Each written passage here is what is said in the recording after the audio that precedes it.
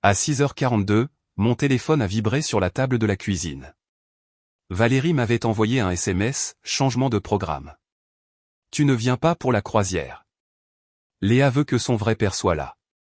À midi, mon mariage était déjà terminé. Je suis resté là, à fixer l'écran comme s'il allait cligner des yeux et s'excuser. La cafetière sifflait et cliquetait derrière moi, brûlant ce dernier fond de café que je n'avais pas encore versé. La radio, réglée sur France Bleu, murmurait un bulletin météo agricole pour la région bordelaise. Dehors, le grand chêne près de l'allée tremblait dans le vent du matin, les feuilles crissant sur le béton comme si elles étaient pressées de s'enfuir. J'ai relu le message encore et encore. Les mêmes mots, la même ponctuation, la même cruauté calme. Valérie l'avait envoyé comme si elle annulait un rendez-vous chez le dentiste. Je n'ai pas répondu. J'ai posé le téléphone face contre table et je l'ai regardé vibrer à nouveau. Un autre message essayait de se frayer un chemin à travers le bois. Je ne l'ai pas ramassé. À la place, je me suis assis sur la chaise en bout de table. Celle que j'avais toujours prise sans réfléchir, celle qui faisait face à la fenêtre. Celle que Valérie appelait de ta place. Le café a refroidi. Je ne l'ai pas remarqué. 14 ans plus tôt, j'avais emménagé dans cette maison de la rue Victor Hugo à Libourne, avec un canapé, une boîte à outils et une promesse que je comptais tenir. Léa avait 12 ans à l'époque, une gamine maigre avec un appareil dentaire et des yeux qui observaient tout en permanence. Son vrai père, Éric Dumas, avait été plus souvent absent que présent. Valérie m'avait dit cela le premier soir où nous étions assis sur les marches de la terrasse, une bière fraîche à la main. C'est juste nous, avait-elle dit. Nous sommes une famille maintenant. Nous sommes une famille. Elle l'a beaucoup répété au fil des ans. Chaque fois qu'il était question d'argent, surtout quand j'ai payé l'orthodontiste de Léa, Valérie me serrait le bras et disait « Ton argent est notre argent ». Quand j'ai puisé dans mes économies pour acheter la Clio d'occasion de Léa après son admission à l'université de Bordeaux, Valérie a dit « C'est ce que font les papas ». Quand j'ai mis en place le prélèvement automatique pour la croisière, ce voyage anniversaire sur la Seine dont elle parlait depuis des mois, Valérie m'a embrassé sur la joue et a dit « Nous méritons ça. Notre famille le mérite ». Mais le SMS ne disait pas « notre », il disait « à ma vraie famille ». Le téléphone a vibré à nouveau. Je me suis enfin levé et j'ai marché jusqu'à l'évier. J'ai versé le café sans le goûter. La tasse a cogné durement contre la céramique comme si elle m'en voulait de le gaspiller. Je l'ai rincé quand même, lentement, en regardant la vapeur s'élever et disparaître. Quand j'ai repris le téléphone cette fois, ce n'était pas un autre SMS. C'était une notification de messagerie vocale. La voix de Valérie, je la connaissais avant même d'appuyer sur lecture. Tendue, rapide, déjà agacée. « Marc, n'en fais pas toute une histoire, » disait-elle. C'est juste que Léa a demandé ça. Tu comprends, n'est-ce pas? Appelle-moi quand tu seras calmé. Calmé. J'ai appuyé ma hanche contre le plan de travail et j'ai fermé les yeux. J'ai revu Léa à 12 ans, assise à cette même table avec ses devoirs de maths étalés, pleurant parce qu'Éric ne s'était pas montré, encore une fois. Je me suis souvenu d'avoir tiré la chaise à côté d'elle, pas celle du bout, et d'avoir dit « Ok ma grande, on va faire ça ensemble ». Je me suis souvenu de la façon dont elle avait souri, un sourire de travers et soulagé, comme si elle avait retenu son souffle. J'ai réécouté le message vocal. La voix de Valérie semblait répéter la deuxième fois, comme si elle l'avait dite dans sa tête avant d'appeler. Je n'ai pas rappelé. À 9h30, j'étais censé être sur la route vers Angoulême pour une visite client. J'ai mis ma veste, attrapé mes clés et je me suis arrêté dans le couloir où les photos de famille étaient accrochées. Il y en avait une de l'année où nous avions renégocié le prêt, Valérie et Léa sur le canapé. Moi debout juste sur le côté, la main sur le dossier comme si je n'étais pas sûr d'avoir ma place dans le cadre. Je n'avais jamais remarqué ça avant. Chez le client, j'ai serré des mains, par les chiffres, hoché la tête au bon moment. J'ai raté une question et j'ai dû leur demander de répéter.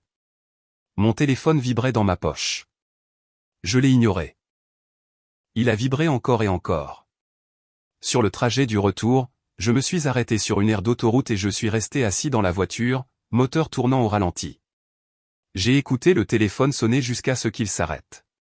Le silence qui a suivi semblait lourd, comme une porte qui se ferme quelque part hors de ma portée. J'ai pensé à appeler mon pote Thomas du Café des Sports. J'ai pensé à appeler ma sœur à Nantes. J'ai pensé à appeler Éric Dumas pour lui demander ce qu'il croyait faire, à revenir dans ma vie comme un invité qui remarque enfin l'addition. Au lieu de cela, je suis rentré chez moi. La maison était trop calme. Valérie était partie tôt pour l'aéroport, donc le lit était fait, serré et plat comme à l'hôtel. Je me suis assis à nouveau à la table, sur cette chaise en bout, et j'ai regardé les couverts vides. J'ai imaginé Valérie et Léa sur le pont du bateau, le vent dans les cheveux, Éric accoudé au garde-corps comme s'il avait mérité la vue. Mon téléphone a vibré une dernière fois. Un SMS de Léa cette fois. S'il te plaît, respecte notre espace. Je l'ai fixé jusqu'à ce que les lettres deviennent floues.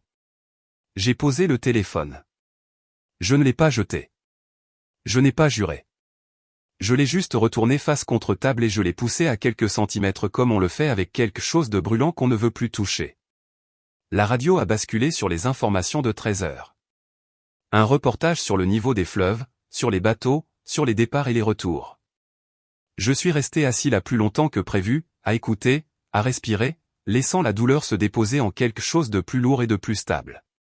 Quelque chose qui ne criait pas, quelque chose qui n'en avait pas besoin. C'est à ce moment-là que ça a cessé d'être à propos de la croisière. C'est à ce moment-là que j'ai compris que ce n'était pas un malentendu ou une mauvaise matinée.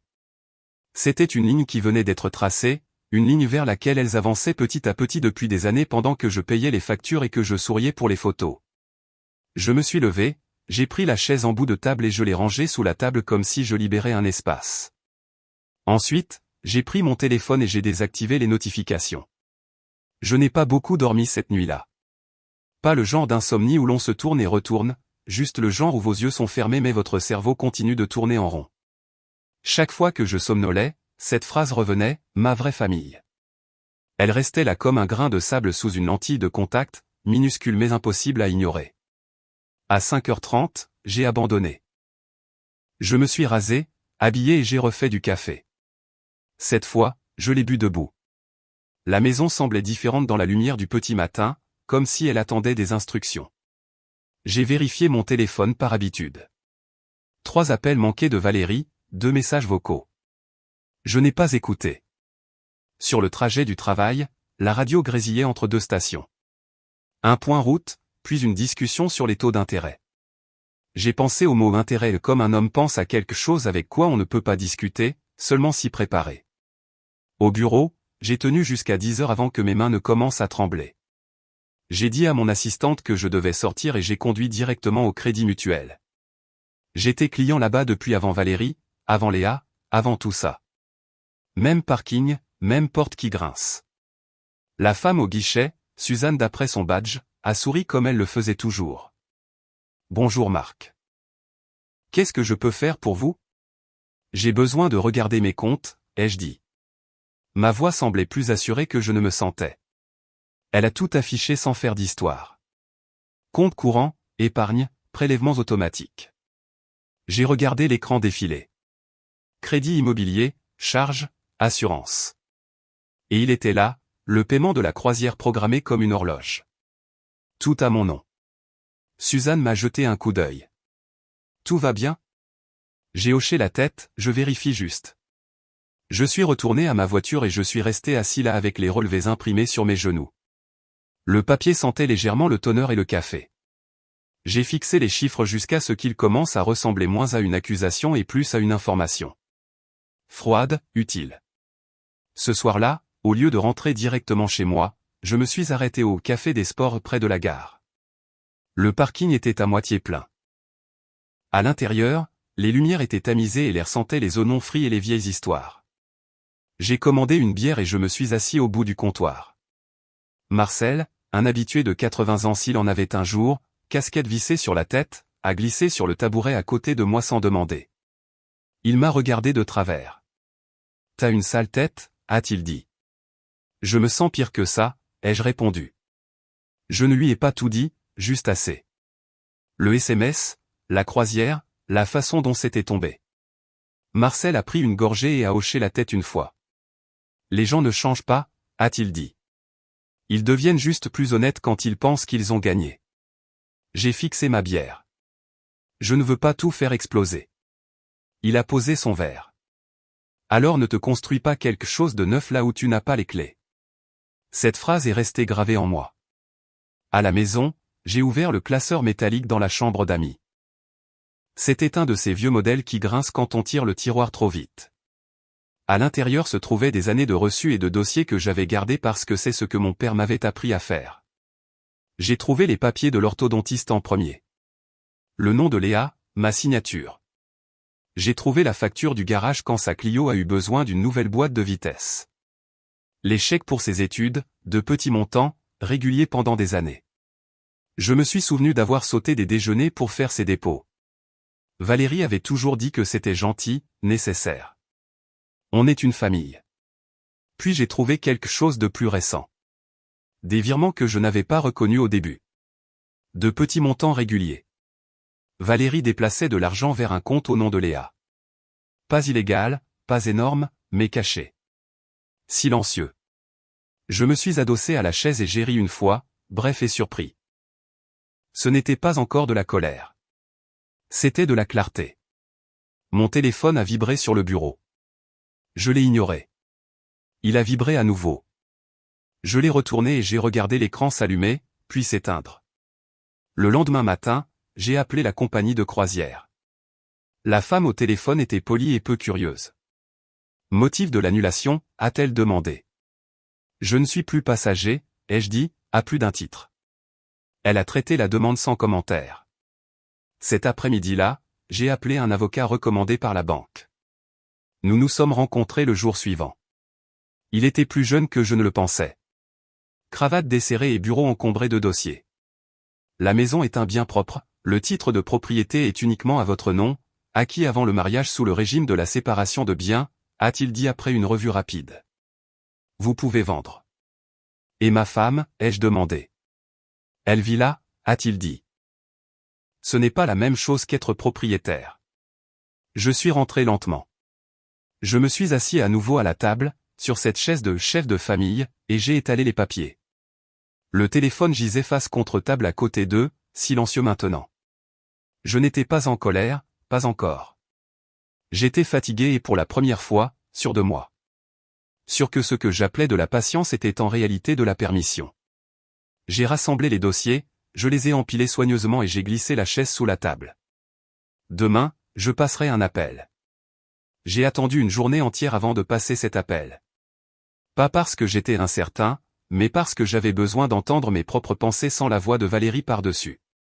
Le silence fait ça. Il vous donne de la place pour voir ce que vous avez évité. L'agent immobilier a répondu à la deuxième sonnerie. Elle s'appelait Karine, basée à Saint-Émilion. Je l'avais rencontrée une fois il y a des années lors d'un barbecue de quartier. Je pense à vendre, ai-je dit. Elle n'a pas demandé pourquoi. Elle a juste demandé l'adresse. Nous avons fait le tour de la maison 2 jours plus tard. J'ai gardé mes mains dans mes poches pendant qu'elle prenait des notes, tapotant les murs, vérifiant les fenêtres. L'endroit semblait plus petit que dans mes souvenirs, comme s'il avait déjà commencé à me laisser partir. Votre femme est au courant, a-t-elle demandé prudemment. Elle est en voyage, ai-je dit. Je m'en occupe. Karine a hoché la tête. On peut aller vite si vous voulez, mais sachez que si elle conteste, ça pourrait devenir bruyant. J'ai l'habitude du bruit, ai-je dit. J'en ai fini avec ça. Cette nuit-là, mon téléphone a sonné pendant que je remplissais un carton de vieilles chemises de travail. Le nom de Valérie a illuminé l'écran. Je n'ai pas répondu. Il a sonné encore, puis encore. La vibration a fait avancer le téléphone sur la commode comme s'il essayait de s'échapper. Un message vocal est arrivé, puis un autre. J'en ai écouté un. Sa voix était passée de l'agacement à quelque chose de plus tranchant. Marc, arrête ça. Tu me fais honte. Eric est juste là. Il pense que tu réagis de manière excessive. Eric, bien sûr qu'il était là. J'ai effacé le message et j'ai éteint le téléphone. L'offre est arrivée plus vite que je ne l'espérais. Un jeune couple, Ben et Alice, lui était gendarme, muté récemment dans la région. Premier bébé en route. Prêt immobilier préapprouvé. Ils avaient besoin d'emménager avant la fin du mois. Karine a hésité. Il demande une petite baisse de prix. J'ai pensé à la table de la salle à manger, à la chaise du bout, à la façon dont je l'avais toujours rangée quand les choses devenaient tendues. Dites-leur oui, ai-je dit. Le jour de la signature chez le notaire fut calme, juste moi, le clerc de notaire et le bourdonnement des néons. Ma main a tremblé une fois en signant la dernière page de l'acte de vente. Puis plus rien. Au moment où je me levais pour partir, mon téléphone a vibré, revenant à la vie. Un SMS de Léa. Papa Marc, s'il te plaît, ne fais rien de drastique. Je l'ai fixé pendant un long moment. Puis j'ai répondu, je fais ce que j'aurais dû faire il y a longtemps. J'ai chargé la voiture ce soir-là. Seulement ce qui comptait. J'ai laissé le reste exactement là où c'était. Quand je suis sorti de l'allée avant l'aube, la maison semblait la même que toujours, solide, silencieuse, appartenant déjà à quelqu'un d'autre. Elles étaient quelque part sur le fleuve, levant un verre. Je conduisais vers l'ouest, regardant le soleil se lever, respirant enfin à nouveau. Elles sont revenues un mardi. Je le sais parce que Karine m'a envoyé un SMS à 15h18 avec 3 mots et aucune ponctuation, elles sont là. J'étais assis dans une brasserie juste à l'extérieur de Bordeaux, un endroit avec des banquettes en vinyle et un café qui avait le goût d'avoir été du café dans une autre vie. Je n'ai pas répondu tout de suite. J'ai posé le téléphone, croisé les mains et fixé le distributeur de serviettes comme s'il pouvait m'expliquer quelque chose. Puis j'ai pris le téléphone et j'ai attendu. Valérie a été la première à appeler. Je n'ai pas répondu. 5 minutes plus tard, Léa. Je n'ai pas répondu non plus.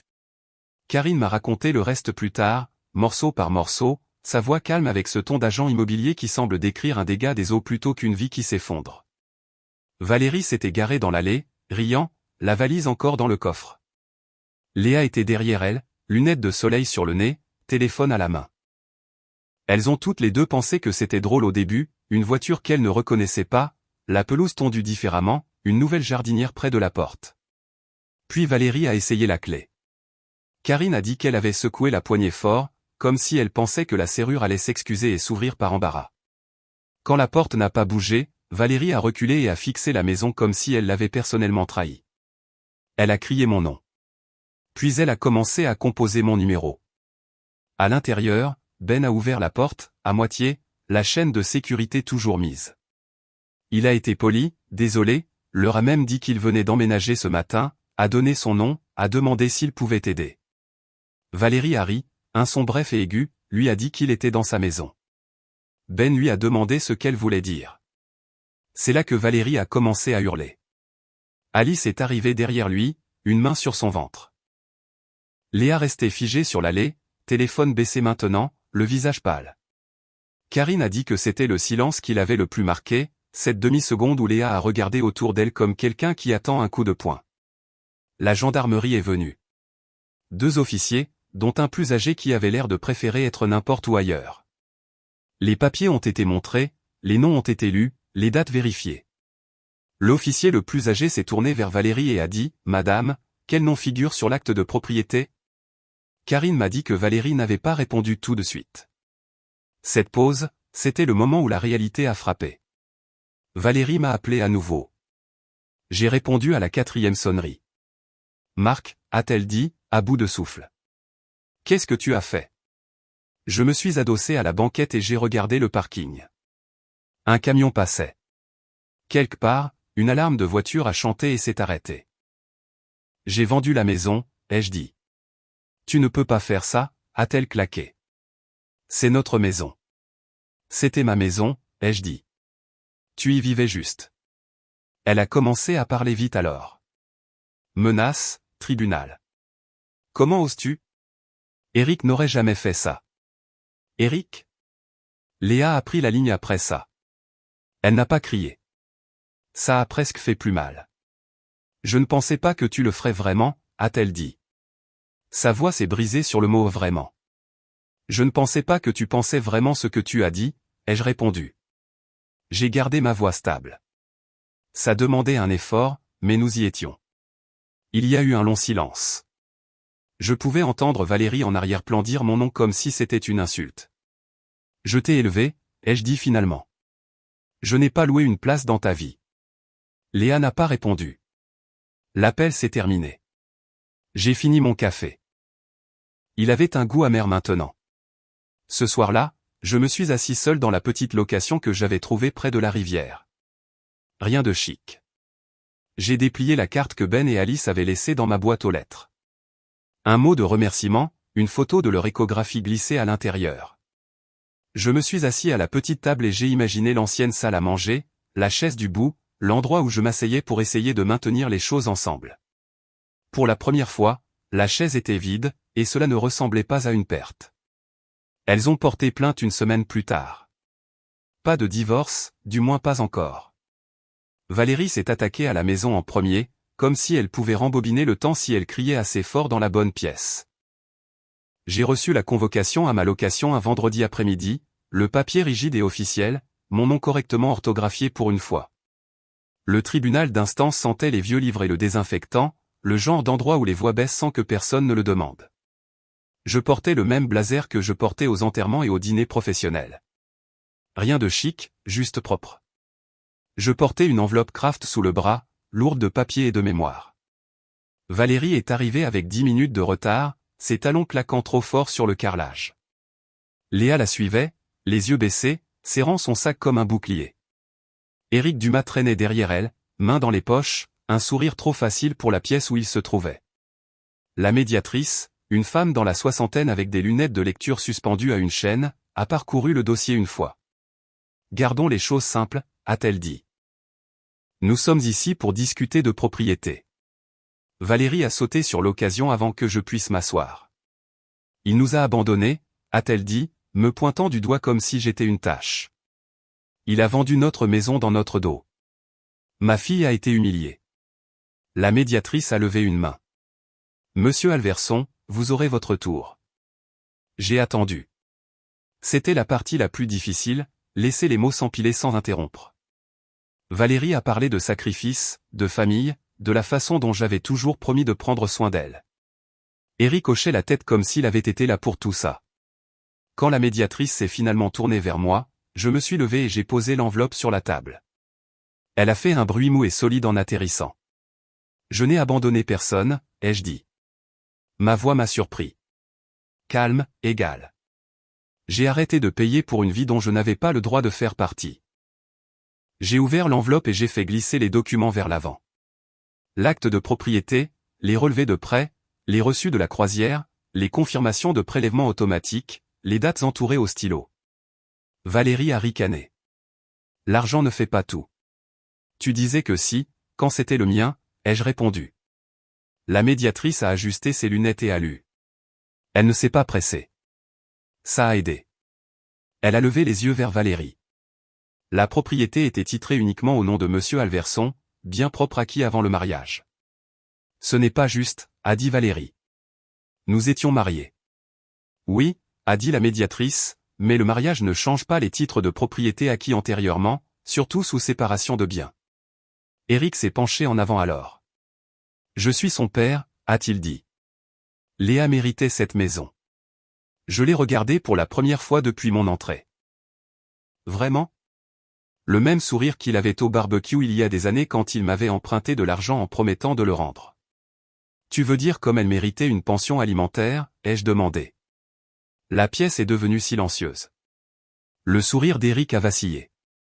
Ce n'est pas, j'ai les reçus pour ça aussi, ai-je dit en tapotant l'enveloppe. Les trous dans l'assurance, les frais de scolarité manquants, les réparations d'urgence, les choses que tu as ratées. Léa a enfin levé les yeux.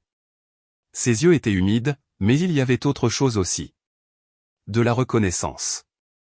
La médiatrice s'est raclé la gorge. Ce n'est pas une question de sentiment, a-t-elle dit. Légalement parlant, Monsieur Alverson a agi dans ses droits. Le visage de Valérie a rougi. Donc, ils s'en tirent comme ça? J'ai croisé son regard. Je ne m'en tire pas, ai-je dit. J'ai payé pendant 14 ans. Personne n'a applaudi. Aucun marteau n'a frappé, mais quelque chose a changé tout de même. Valérie s'est affaissée sur sa chaise. Éric s'est éloigné de la table. Léa fixait ses mains. La médiatrice a fermé le dossier. Il n'y a pas matière à contester la vente ici, a-t-elle dit. Nous avons terminé. Dehors, le soleil était brillant sur les marches du tribunal. Je suis resté là un moment, respirant un air qui semblait mérité. Léa est sortie la dernière. Elle s'est arrêtée à quelques mètres. Je ne savais pas pour tout ça, a-t-elle dit doucement. Je sais, ai-je répondu. Et je l'ai fait, mais savoir maintenant, ça compte. Elle a hoché la tête une fois. Ne m'a pas serré dans ses bras. Ne s'est pas excusé. Pas encore. J'ai marché vers ma voiture seule, l'enveloppe plus légère qu'elle ne l'avait été en entrant. Le fleuve était bas cet automne-là, le genre de niveau où les rochers montrent leur dos et l'eau glisse autour d'eux au lieu de passer par-dessus. J'ai appris ça en m'asseyant sur la berge la plupart des matins avec un thermos et une chaise pliante bon marché, regardant la Garonne se réveiller de la même façon que moi, lentement, honnêtement, sans excuse. La location était petite, une chambre, une table juste assez grande pour deux, bien que ce soit généralement juste moi. La radio fonctionnait si on tournait le cadran juste comme il faut. J'aimais ça. Les choses qui demandent un peu de patience ont tendance à vous dire la vérité. Je n'ai pas eu de nouvelles de Valérie pendant des semaines. Quand j'en ai eu, c'était un court email concernant le suivi du courrier et une facture qu'elle pensait que je devais encore. Je l'ai transféré à mon avocat et j'ai laissé tomber. Pas de réponse, pas d'explication. Le silence était devenu un outil que je savais utiliser sans me blesser. Léa a envoyé un SMS une fois en octobre. Une ligne. On peut parler un de ces jours? Je l'ai fixé plus longtemps que prévu. J'ai pensé à la nuit où elle était assise à la table de la cuisine avec ses devoirs étalés, à la façon dont elle appuyait sa tête contre mon épaule quand les chiffres n'avaient pas de sens. On peut parler, ai-je répondu. Quand tu seras prête à écouter aussi. Nous nous sommes retrouvés dans un café à mi-chemin entre nos logements. Terrain neutre. Elle semblait plus vieille que dans mes souvenirs. Fatiguée peut-être, ou juste éveillée. Je ne savais pas pour l'argent, a-t-elle dit après un moment. Pour les factures que tu payais. Maman ne m'a pas dit. Je ne comptais pas les points, ai-je dit. Je tenais des promesses. Elle a hoché la tête, les yeux baissés. Je n'aurais pas dû dire ce que j'ai dit. Je ne me suis pas précipité pour arranger les choses. Je n'ai pas tapoté sa main ni dit que c'était bon. J'ai juste laissé les mots s'installer entre nous jusqu'à ce qu'ils s'adoucissent d'eux-mêmes. Je ne demande pas de revenir en arrière, a-t-elle ajouté. Je n'avais juste pas réalisé ce que ça te coûtait. C'est ça le truc avec les coups, ai-je dit. Tu ne les sens pas si quelqu'un d'autre paie. Nous avons fini notre café. Nous nous sommes serrés dans les bras, maladroitement et brièvement, comme des gens qui apprennent une nouvelle façon de se tenir dans la même pièce. Ce n'était pas une fin heureuse. C'était une fin honnête. Je pouvais vivre avec ça. Les jeudis, j'ai recommencé à passer au café des sports. Marcel était là la plupart des soirs. Même tabouret, même bière. Un soir, il m'a regardé et a fait un signe de tête vers le fleuve dehors. Tu as l'air plus léger, a-t-il dit. Je le suis, ai-je répondu. Il s'avère que le silence pèse moins lourd que de faire semblant. Il a souri à ça. Juste un coin de sa bouche. L'hiver est arrivé tôt. Le fleuve est devenu grisacier. J'ai acheté un manteau plus épais et j'ai appris à cuisiner pour une personne sans tout brûler. Je dormais mieux. Pas plus longtemps, juste plus profondément. Certaines nuits, je pensais à la maison de la rue Victor Hugo, à la table de la salle à manger, à la chaise du bout, à la façon dont je la rangeais, toujours prudent de ne pas prendre trop de place. Je ne fais plus ça. Ce que j'ai appris, ce qui m'a pris 14 ans et un SMS silencieux pour comprendre, c'est ceci, l'amour sans respect, c'est juste de la main-d'œuvre. Et le silence, quand il est choisi, peut être une forme de force. Si vous avez déjà été effacé silencieusement, si on vous a dit que vous aviez votre place juste jusqu'au moment où vous ne l'aviez plus, j'espère que cette histoire vous rappelle que la dignité n'est pas bruyante et que la justice ne crie pas toujours. Parfois, elle signe juste les papiers, charge la voiture et continue sa route. Si cela a signifié quelque chose pour vous, prenez un moment pour partager ceci avec quelqu'un qui pourrait avoir besoin de l'entendre. Et si vous voulez plus d'histoires comme celle-ci, des histoires sur comment retrouver pied quand le sol se dérobe, pensez à rester un moment.